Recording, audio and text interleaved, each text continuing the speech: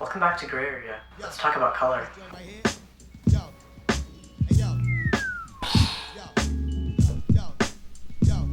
Color is magical, but something very real and tangible that we have in our world. Nature uses color and light in some amazing ways. The Aurora Borealis is a classic. There's many artists that I also love and follow that have dissected their work down to just being a light and color artist.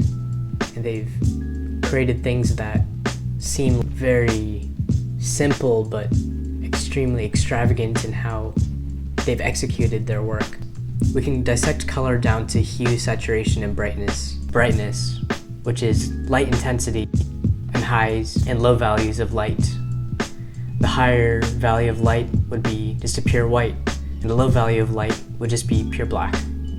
And the area in the middle, well, that's the gray area. And I'd like to explore that on a road trip. Let's go.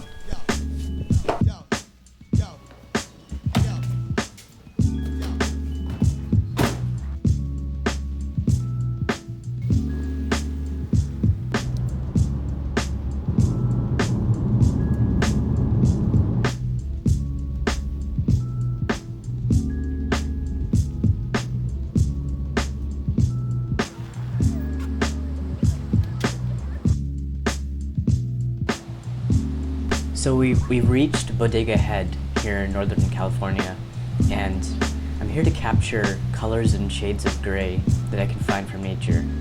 And this is grays purely from the grayscale, as well as natural tones of gray that have some warmth and some greens and whatever I find in this misty environment that I've brought us to.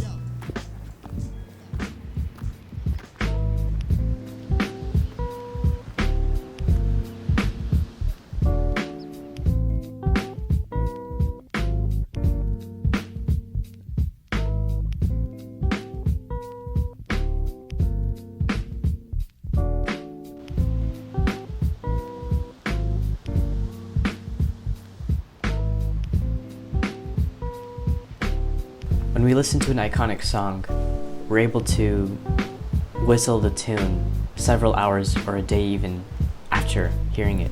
But when you visit the beach, are able to memorize the exact colors and tones that you just witnessed? Our interaction with color is very different from that with sound. But in today's episode, I'd like to really experiment and play with the visual world. So, let's capture some color.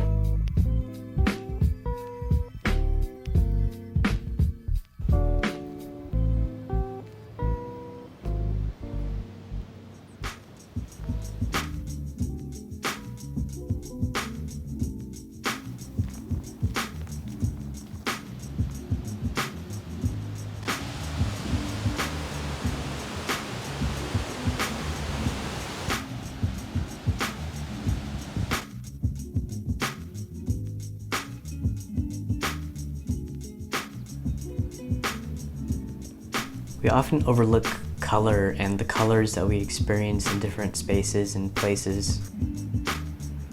I'm going to treat it like specimens that I've found in this place, as if I collected rocks in this journey, except these rocks are digital hex codes of colors.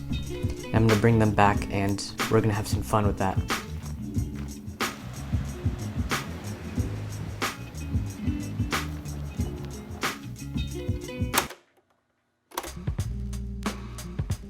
The experiments that we're going to be working with were inspired by this book and the works by Josef Albers. I'll give you a little sneak peek just so you can see what it's about.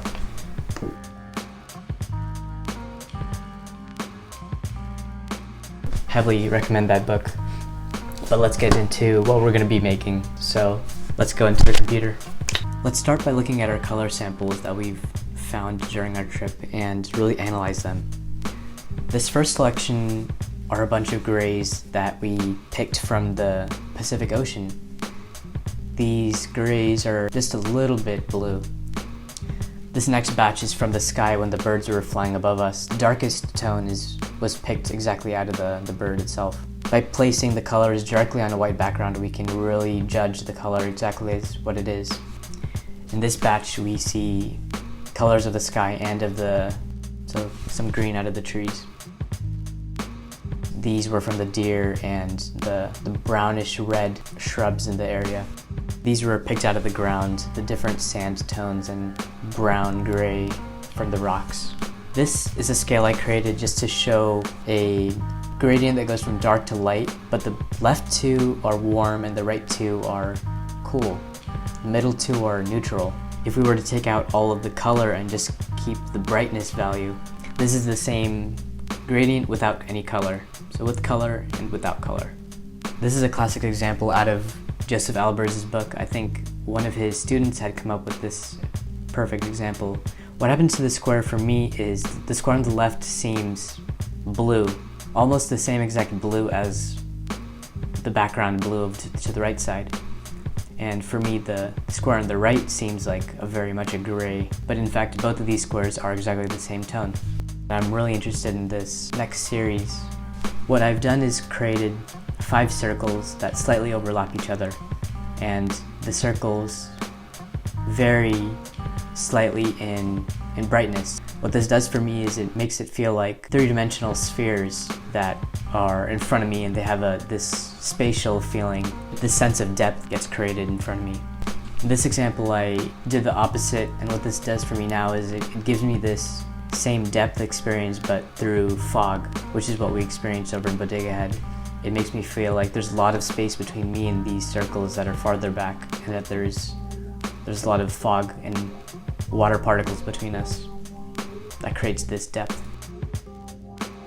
Here's some examples of circles overlapping in 45-degree angles from each other, and I really like these because they're really beautiful for me, but they're also like very playful and make the eye run around these circles like they're lily pads that you're jumping on.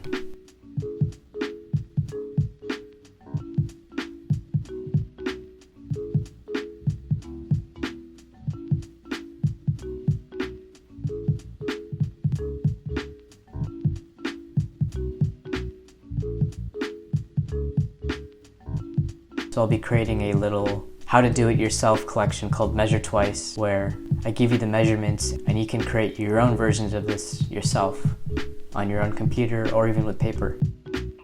Thanks for watching.